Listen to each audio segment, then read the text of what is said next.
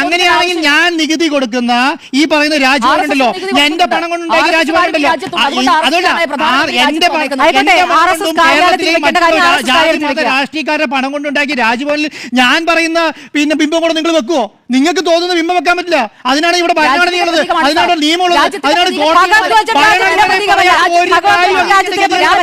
ഭരണഘടനയിൽ പറയാത്ത, ഇന്ത്യൻ നിയമത്തിൽ പറയാത്ത ഒരു ധ്വജത്തെയും ഒരു ഭാരതാംബേനെ അംഗീകരിക്കേണ്ട ഗതികേട് ഇന്ത്യൻ ജനതയ്ക്ക് വന്നിട്ടില്ല. അത് കുറച്ചുകൂടെ കഴിയട്ടെ. നിങ്ങൾ ഈ പറയുന്ന സംവിധാനങ്ങൾ മുഴുവൻ കൈയടക്കുക, അന്നേരം ആലോചിക്കാം. ഇപ്പൊ അതിനൊക്കെ ഇപ്പൊ കേരളം ഭരിക്കുന്ന ഇടതുപക്ഷ മുന്നണിയാ, ഇപ്പൊ കേരളം ഭരിക്കുന്ന പിണറായി വിജയനാ, ഇപ്പൊ കേരളം ഭരിക്കുന്ന CPI ആ. അവര് പറയുന്ന കാര്യങ്ങൾ അവരിറങ്ങി പോന്നല്ലോ. എന്തേ അവർക്ക് ഈ പറയുന്ന ഗവർണർക്ക് ഈ കാര്യം നടത്തി കൊടുക്കാൻ പറ്റിയില്ല?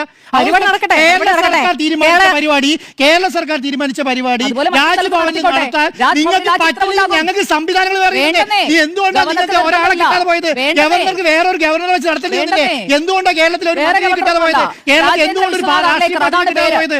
ഏതാ രാജേന്ദ്ര വിശ്വനാഥ് പോയില്ല. നമ്മളെ സംബന്ധിച്ചിടത്തോളം എന്താണ് ഈ പറഞ്ഞ ഗവർണർ RSSന്റെ പ്രതിനിധിയായി രാജ്ഭവനിൽ പരിപാടി നടത്തിയാൽ അതൊന്നും സമ്മതിക്കേണ്ട ഗതികേട് കേരളത്തിലെ സർക്കാരും കേരളത്തിലെ ജനങ്ങൾക്ക് വന്നിട്ടില്ല.